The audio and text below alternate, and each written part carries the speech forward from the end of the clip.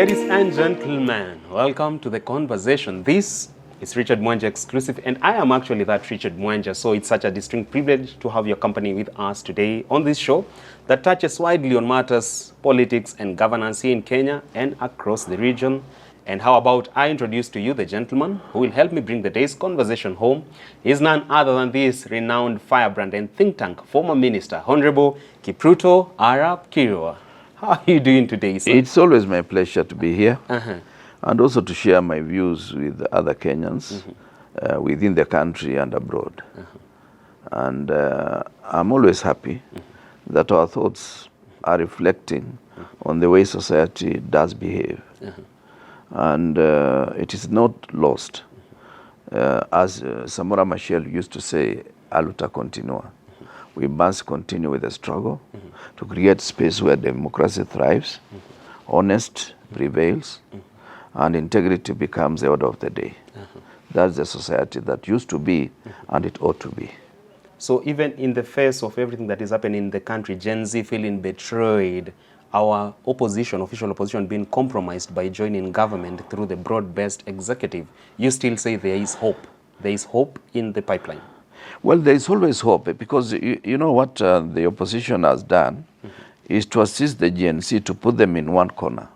Whether you are in Azimio, whether you are in government, all of us as politicians, we are now being put in one corner. And the GNC can claim their space. Remember, there's always been a revolution quite often. There was revolution in the 30s, the struggle for independence. In the 60s, there was also independence coming in and the struggle. And in the 90s, there was the issue of second revolution, which was culminated in getting the 2010 constitution by promulgation of the same on August, which is almost 2 days, one day ago was the anniversary. So that's the way I see it. Nothing is lost. What we should know is that all the time, there are those who mean well and those who are retrogressive in whatever they do. And we must be vigilant, we must be focused, and we must also try at the same time to be questioning our own intentions about the society that we live in. Very well. And thank you for opening in the conversation about the need for us to be progressive and not retrogressive. And I'm going to ask you this. President William Ruto is back on top of the sunroof of his convoy, churning out one pledge promise after the other, literally back on that promises spree. At a time whereby we are seeing other active citizens like Morara Kebaso literally going to the ground, auditing the launched and commissioned projects. Some have ended up remaining hot air to this date, and it has been proven. Sir, I'm going to ask this. Why is the president big on selling hope, which many believe is false hope? Is he not reading the room? Well, I think the president is a very good campaigner. He's not doing it because he intends to do those things. He's doing it because he's preparing for the next general election. And he realizes most of his bunker points have gone down, and therefore he has to have them. One mistaken view that he has, he thinks Kenyans are not as intelligent as they ought to be. But Kenyans are ahead of him. They know that all those are empty promises because they are very unrealistic. We cannot be scaling down on the budget and we are still making plenty of promises on the other hand. So those promises is just a campaign trail. And for any Kenyan who believes that is not campaign trail, watch this space. In 2027, he's going to say, we've done this, we've done this. Some of the projects will not have been done. And he might gag the media. That's what I know about him. So that what he does, even I fear for this young man, Kebaso, because what some of the things he's doing, they are factual. But he must be careful. His life may be in danger. But then again, do you make this call? Do you invite other leaders to be as active as Kebaso, going down there, seeking the truth and printing it for the public? My take is as follows. Those of us who are still in the opposition, because I strongly believe Azimio is just a name. But to be in the opposition is a position that you take that is contrary to the position taken by the government. Those of us who are in the opposition, we must have the courage. I know Eugene Wamalwa, I know Charity Ngilu, of course. I know Kalonzo Musyoka. I know Mother Karua is very firmly in the opposition. My take would be, why don't we collapse all these political entities into one outfit that can almost assemble more than 60 MPs, so that we are truly the opposition of the day. And once we do that, we also take a step and form a shadow cabinet. I would not mind myself being a minister in the shadow, so that we are able to check every government position constructively and give alternative views to the people of Kenya. Look at the issues that have been raised by the GNCs, and we prosecute them, and we give them the view that if we took over the government today, we will be able to do 1, 2, 3 specific to the issues they have raised. If it's about unemployment, we say exactly how we want to go in terms of recruitment. We don't sell jobs. We don't give jobs to cronies. Let an interview be a real interview for the purpose of getting the best for this country. Meritocracy. Meritocracy should be the word. Let's circle back a bit. You've raised the point of us needing to address the issues that Gen Z took concern with. And one of them was splash of opulence by this regime, plan of public resources, and also the need for us to live within our means. And the president, in an attempt to address that, said that he's going to commit his government towards the highest degree of austerity measures under his tenure. But look at what happened the other day. Sacked CSS, rejected politicians are now being recycled and absorbed back into government. Case in point, CS Owalo is now back to government. Moses Kuria back in government as a senior advisor to the president. And it begs the question, in the face of the Gen Z, isn't this adding salt to their wound, which hasn't healed yet? Yes, I would not want to condemn those who've been given the jobs, but I would want to urge the president that somebody who campaigned for you in the last general election does not have to be in government at all. Today, he was to campaign for any of the candidates in the opposition, and they win. I don't have to be in government. Remember Obama won. There are many people who campaigned for him, and they were at the forefront. Immediately formed the government. Those people went back to what they were doing. But of course, they knew now the environment that they were operating as businessmen was better than the previous arrangement. So they were campaigning for purposes of making society better. And when society is better, even my little farming in a corner, it will be better. So that I get the right prices, I get the right prices for produce, I get the right prices for input, and at the end of the day, I make my little profit. Because as you know, in farming, you hardly make more than 16%. That's why farming is about volumes. If you're able to turn in large volumes, that's when you make progress. Otherwise, if let's say the farming that we are doing today is eaten up by inflation, that's why there is no farmer who buys a new car. Today, go to Trans Nzoia, unless the farmer has about 1,000 acres, farmers of 5 acres, 10 acres, 20 acres, you cannot buy a new car. Farming is no longer viable? It is no longer viable because I've told you the most you can get is 16%.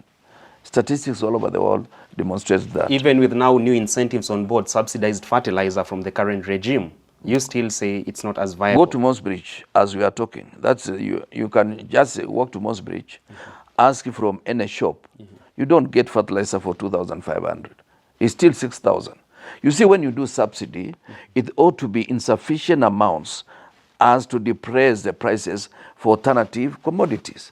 But if you are doing subsidy for the second, that's what I call tokenism. Subsidized fertilizer, fake fertilizer, including cow dung, soil conditioner, terms that we are now learning from some of these guys in government. So today, I'm worried. Subsidy is not enough. That's tokenism, just to fulfill the promises they made. Because if you are subsidizing and the same fertilizer is retailing for 6,500 as we are talking, and you are telling us the alternative is 2,500, and you will have to wait for more than a month. Many people planted in May instead of April or March, which is supposed to be the time for planting in those parts. Thanks, the rain has been on in Trans Nzoia, where you and I come from. And so every farmer is likely to get something small, but not as adequate and not as in the form that we knew in the past. Insightful, insightful. And moving on swiftly, sir, still on matters to do with what the president is trying, in a bid to earn a better, solid second impression, we are seeing him now doing frequent town halls with the Gen Z, literally advancing dialogue to look into their issues. And the most recent being the issue about the new university funding model. He called the Gen Zs for a town hall. But there are quarters who believe that all this is scripted town hall just so to earn some sort of populism. Do you think the president really wants to have this conversation and walk the talk of what will come out of them? In the first place, there is what we call piloting of when a new scheme. They should have done some piloting so that they get the results that are desired. The second thing, if you are trying to roll out a project, you must have strong statistical basis to know who is poor, who is not so poor, and who is capable of taking a child through school. Some of the children may be those adopted by some people who are able, and therefore it reaches a certain stage where somebody expects once he gets to university, the government is able to take care of him. So some of these town hall meetings are exercised towards the next general election, so that it creates that impression that he's been able to solve the issue. But what it does is trying to convince you on a model that is not clear even to a layman in the street. You don't buy it? There's zero wisdom behind it? There's no wisdom at all. It is replete with mischief, dishonesty, and pretense. There's nothing. Why do you create all these shenanigans when you could have higher education loans board, so that people can go take a loan, can get some bursary, and when they complete university or whatever tertiary institution, they pay back at the right time. Of course, without putting very high interest rates, because that was the rolling fund that other students will benefit in future. But you realize today, even this bursary scheme is warped. You find MCA as a bursary scheme, MP, the governor, the national government. Why don't we put all this money into one pot for every child who deserves to get the opportunity? Why do we want to say the children of the rich don't have to get bursary or loans? Give a child a loan, whether he's from a poor background, because there is no child who is poor, because all of us, all of you are almost at the same level. It is only after you've worked for 10 years that will distinguish who is poor, who is now well-to-do after working. So my take is that let us look at another scheme, but not these models that the president has been rolling out. He's been trying almost everything. He wants to do it in a unique way. But eventually, most of these things will collapse once he gets out of power. Because this is not a scheme. 844 had no problem. The CBCA that you are bringing, that for them to be innovative, creative. Creativity at times is inborn. You find trouble. You cannot train somebody to be creative. How many people leave school? How many people leave school almost at the same time? After 10 years, one has a permanent house, one is still staying in some funny place. So, come on. Just check those who left school together. The other day we met after 40 years. We realized we are different. Of course, we could not even recognize some of our friends. But then you realize that our background, we left school, some of them had first division, some of them had second division, some of them struggled. And some of those guys who struggled to pass, they are very rich men in Tana River. They are now sleeping between one studio and then the next. No. For me, I'm not rich. I'm just surviving. So you take concern with the president trying to be a man of many fasts. Oh, many fasts, but then he cannot. He cannot, because he's actually undoing himself. You see, remember Kibaki never went to any town hall meeting, but he did things that people saw, and people knew that he was honest. That's why people paid taxes. We moved tax collection from our budget moved from 240. Within 1 year, we were talking about 500 billion. They willingly paid taxes or coerced to pay taxes? No, they paid. You remember a policeman was arrested near Nyayo Stadium for trying to take a bribe by Raila. So the issue is simple. Be honest, be true to yourself. Kenyans are not stupid. Let's revisit the issue to do with the most recent town hall on the funding of universities. Yeah. And the president, during his address, came across as one who is an expert in the education sector. And I was speaking to Ndegwa Njiru, lawyer, the other day, and he said the problem we have as a country is having a president who seems to be a master of all trades. Do you believe that probably Ndegwa's concern is also your concern? It's genuine because you see something that I've told you before in normal conversation. When I was young, I was very vibrant and at times arguing about everything and anything. Until my mother told me one time, I think in 1965 when we were in Tanzania, that the day you realize other people are as intelligent as you are, if not more, is the day I will believe that you are intelligent. That's what I can tell the president. The day he realizes professionals are in all fields and they know more than him, or to the east extent, or if not more than him, is when I will realize that he respects professions. He's not a professional person.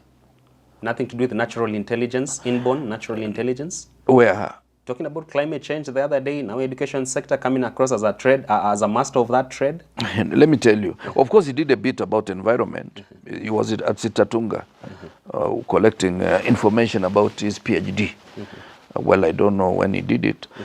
And we graduated together. When I was graduating with my master's, he was graduating with his PhD. So he had the privilege to talk in front of us, but I had walked out because we graduated fast. Yeah, he came late. So, but that's not the issue. I know he knows a bit about environment, having done both zoo at the university. But he cannot be an expert in environment. You see, Kibaki was a serious economist. But even in issues of economy, he used to allow people who are specialists in that particular field to lead the way. He harnessed their potential? He harvested, he harnessed, and he was able to put it into some quantums that are consumable and focused for the betterment of our society. That is Kibaki for you. Our friend, he wants to know everything about education, about, of course, he was Minister for Agriculture briefly, before he was evicted to higher education. But then he cannot pretend to know everything. That's why when you talk of non-performance of ministers, it was part of the problem because it does not allow them to work. I've told you before, I got 3 phone calls from the late Mike Kibaki. But he took the blame squarely at the doorstep of his communications team. They never communicated clearly what he has done over the time. That is part of the problem. That's why he's trying to be now in charge of communication.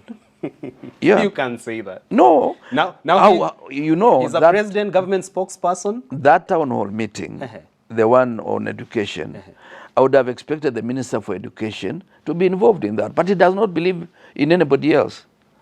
And the minister would have been briefed. You see, even when you go to parliament for purposes of being interviewed by parliamentarians on your particular department, you are the lead person as the minister. But there is a battery of professionals who will give you information that you may not have. So you'll provide the leadership, but there are people backing you with that information. Technical know-how. With a lot of knowledge in that particular field. All right. So, but you see, he was there, he dressed like GNC to look like one of them and pretended to know everything about the model. I don't know where he has imported that model from. He's a doctor.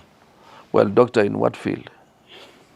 Our next conversation some other day. So, time now for us to bring this particular conversation on matters to do with the Gen Z movement, the future of the nation, economic, political-wise, governance-wise, to a wrap, because I need to usher you into a brand new and very insightful segment that you have really embraced. That is Heroes Corner with Honorable Kipruto Arap Kirwa.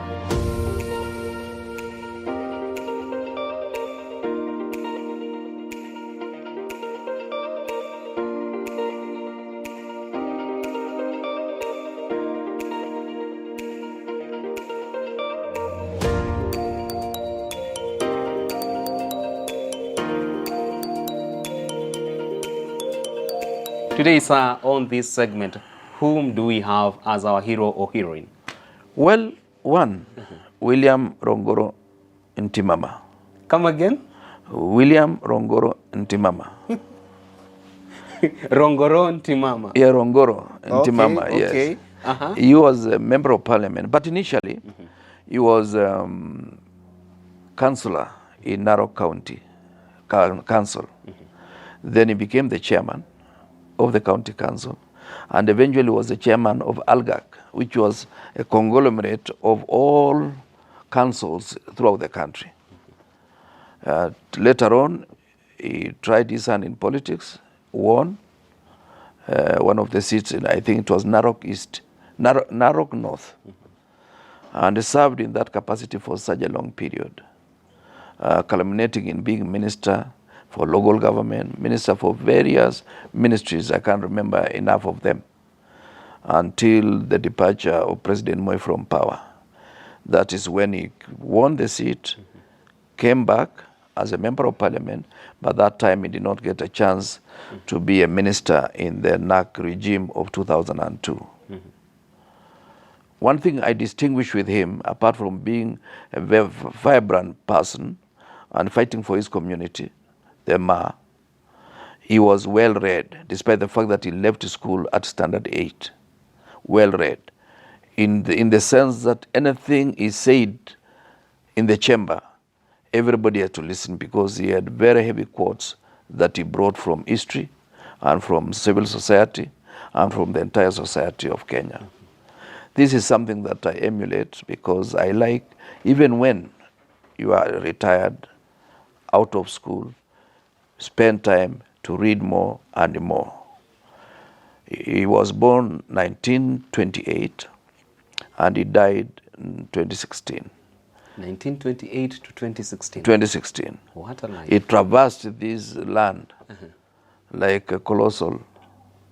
And I'm curious to understand, would you then say that maybe he's the person who laid the ground for other Ma leaders who came forth, the late John Kaiseri, Francis Ole Kaparo? Do you think he's the gentleman who laid the ground for them?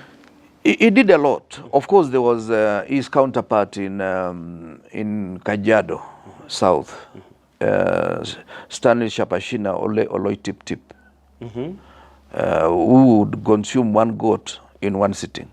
True story? Yes, that's a true story. He was double my size, slightly taller. But the two never quite agreed. But when it came to the issues of the community, they were together, all the way to Tanzania. Even the late Edward Sokoine used to interface with them, because this is one community anyway. This East Africa issue is a figment of imagination of the British. Otherwise, we are the same people, all the way to South Africa. Yeah. I never believe in these boundaries, but of course, for convenience, let us manage our issues as Kenya.